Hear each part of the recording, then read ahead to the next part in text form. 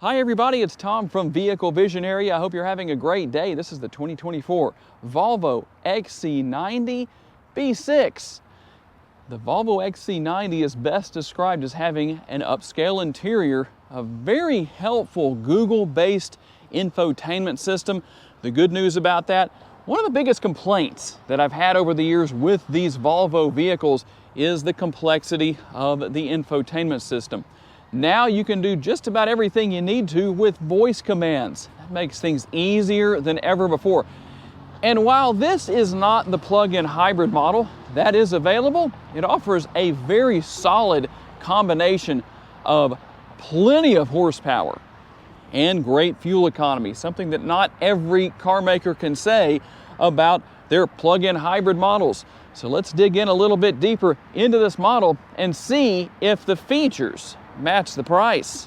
One thing I have to say about the overall design here on the front end is the fact that you always know you're looking at a Volvo, not only because you see the name there, but the grille has maintained a consistent look over the years throughout many models, but yet it still has a modern and relevant look.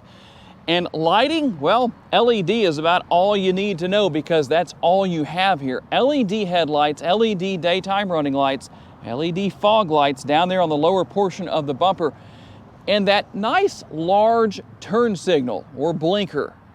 It looks cool, it makes you look cool when you use it. And this is an all-wheel drive model. I can't say anything funny or sarcastic about the fact that it's all-wheel drive, but that is useful and very helpful in multiple ways, especially if you live in a snowy environment. Let's talk about the tire and wheel size with this all-wheel drive XC90. 275 on the width, a 35 series sidewall wrapped around a 22-inch wheel, and we'll have a little bit of chrome. In fact, you've already seen some of it on the front end.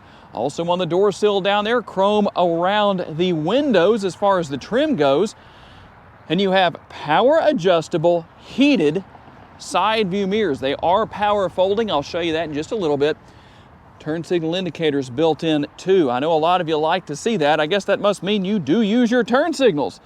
And one thing that sets the Volvo remote apart from many other vehicles back there is that the buttons are not on the face of the remote. They're right here on the side. Just something that's a little bit unique, a little bit out of the ordinary, that gives it a nice look. LED taillights will finish the lighting off. You're also going to have that nice looking rear roof spoiler that not only looks nice, it's also functional in respect of allowing air as you're moving down the road to be channeled over the rear window. That helps to keep that cleaner than it might be otherwise. But obviously you have the rear window wiper to help when necessary. A little bit more of the chrome trim back here on the rear. And while this is not the plug-in hybrid, you still have a clean look back here without the exposed tailpipes or exhaust finishers coming through the bumper. Tell me what you think about that. Does that matter to you, or do you even notice? And as promised earlier in the video, I will hit the button to lock the interior, and there are the power folding side view mirrors in action. And while this is not the plug-in hybrid version, it's a mild hybrid.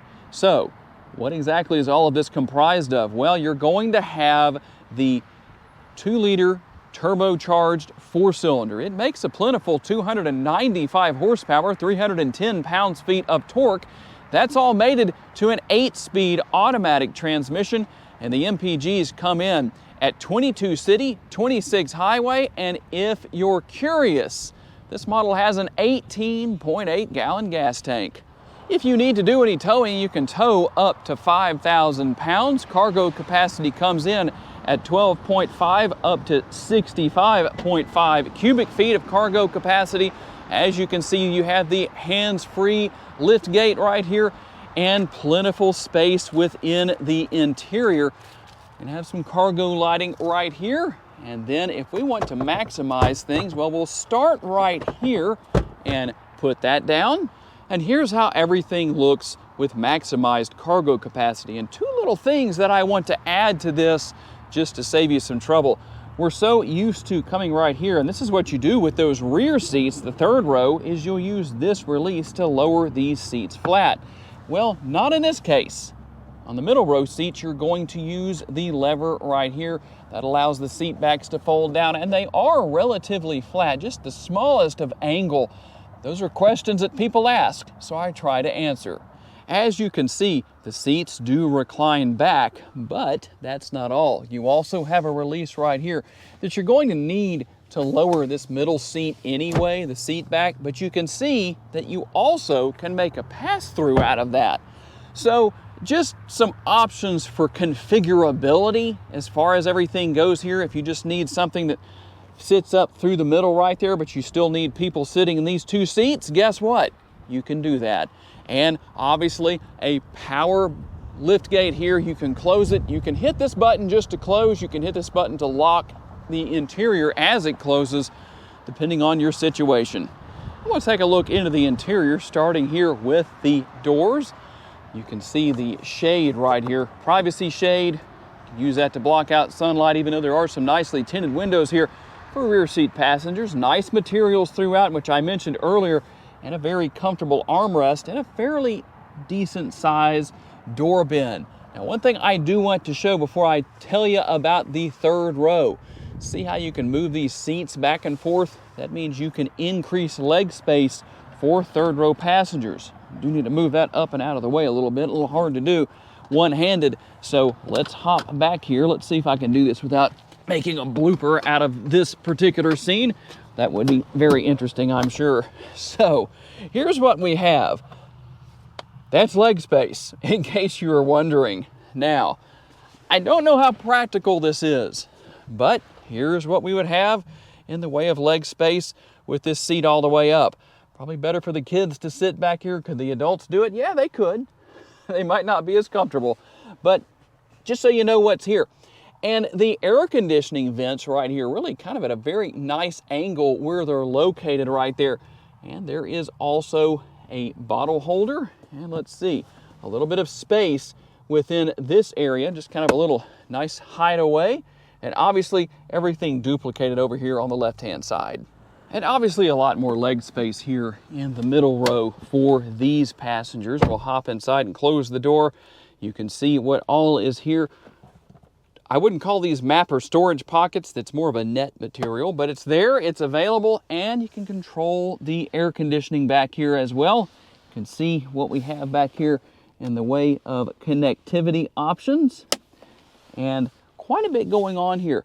Obviously, air conditioning vents for everybody here, and something that honestly I would like to see on more vehicles. You not only have the air conditioning vents on the rear of the center console, but also right here on the door pillars. That helps. Maybe a little more expense, I'm sure it is, but it's nice to have. And as the shade draws back, we can show you the panoramic sunroof that this model has.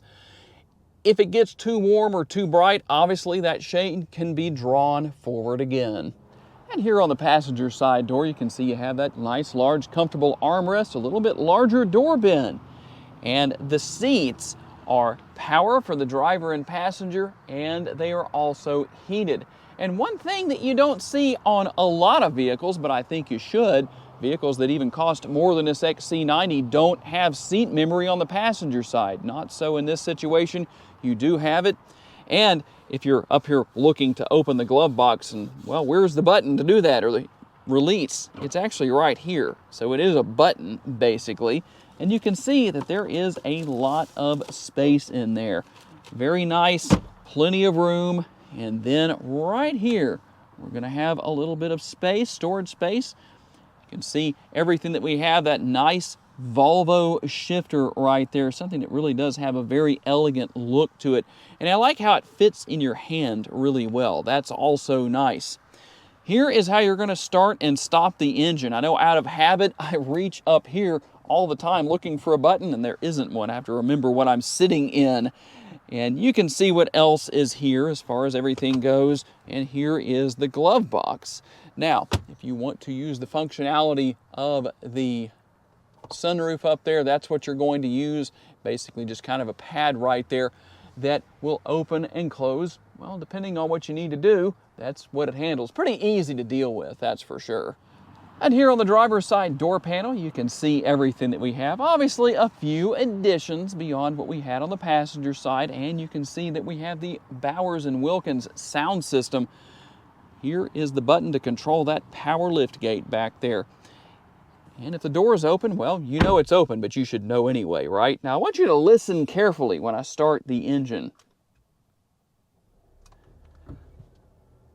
Notice you don't hear the traditional sound of what I would call a traditional starter. That's because everything is started off of the battery that's located in the rear. So a little bit of a different setup where all of that is concerned.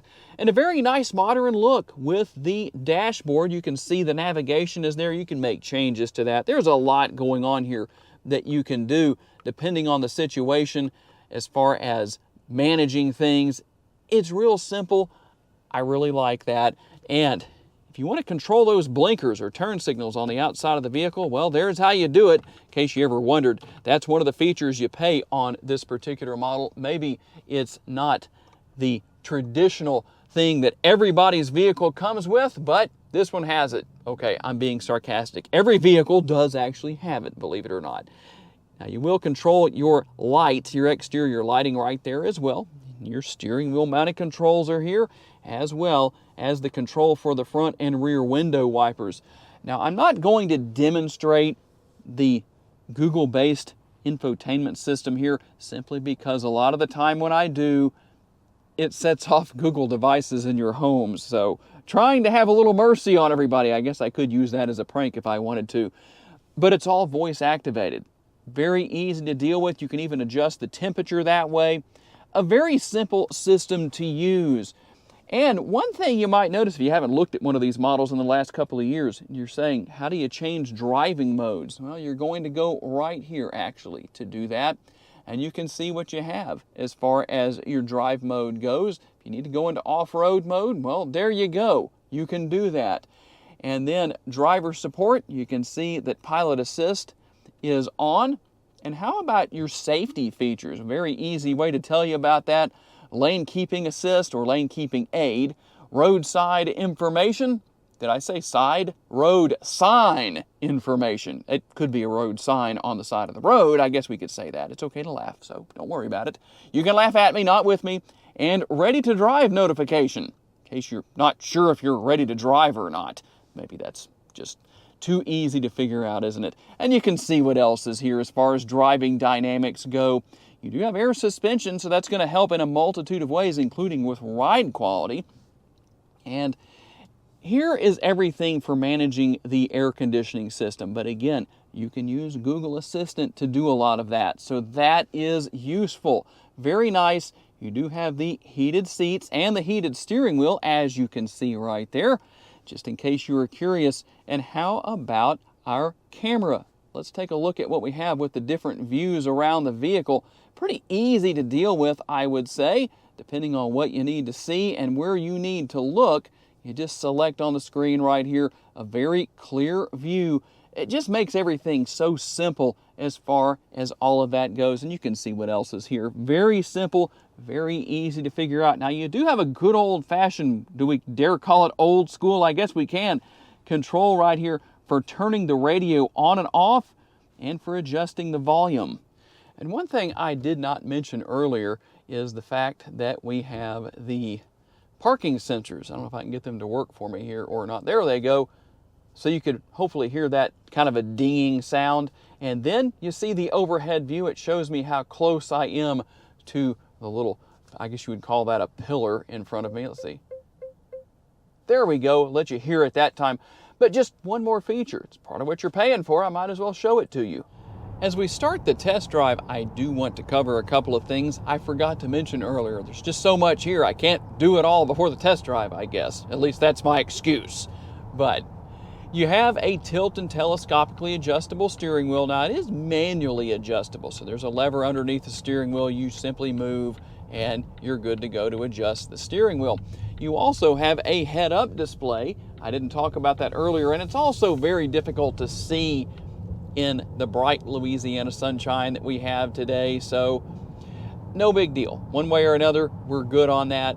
Let's talk a little bit about what it's like to drive this particular model. It has a good ride quality, not too bad, and something unusual just happened. This truck in front of us actually used his blinker. That's highly unusual in Louisiana. I should have given him a thumbs up when I drove by. Yes, for those of you who don't watch me regularly, I do like to make sarcastic remarks when people do bad things on the road and say something nice when they don't. That's unusual around here. I guess he bought the turn signal option that we were talking about earlier in the video when he bought that truck. Anyway, good ride quality, a little stiff, but not too bad. Part of that is probably because of the fact that you had that lower profile sidewall with the tires, but that's partially because the roads aren't the best around here. So in a lot of cases, that makes a difference.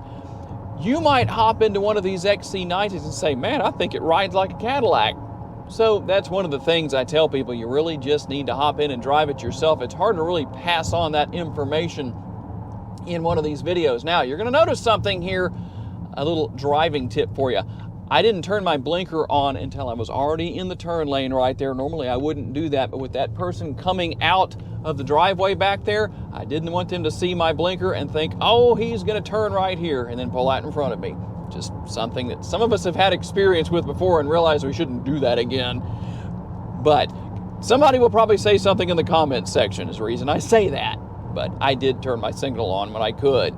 Just, you have to think ahead sometimes. Okay, so driving this XC90, it has pretty good acceleration. And that's the thing, 295 horsepower might seem a little low to some people. I think it does just fine in this particular case. It is just myself in the vehicle. I weigh 175 pounds, so it's not as if I'm contributing a ridiculous amount of weight. If we had more people in the vehicle, maybe some cargo in the rear area back there, well, that would tell us a little bit more, but I just can't do that today, unfortunately. You do have a nice, comfortable steering wheel here, and as I mentioned earlier, it is heated. You have all of those great features. And something that I know I mentioned earlier in the video, based on a lot of your comments in the past, the infotainment screen, hardest to use that you've had. Not so much now. With Google Assistant, it really isn't difficult at all. And so really, when it comes down to it, you can do just fine with Google. I'm not gonna demonstrate that again, as I said earlier in the video, because I don't want to set things off in your homes. And unfortunately, I should have hopped in the other lane and gone around slower moving traffic.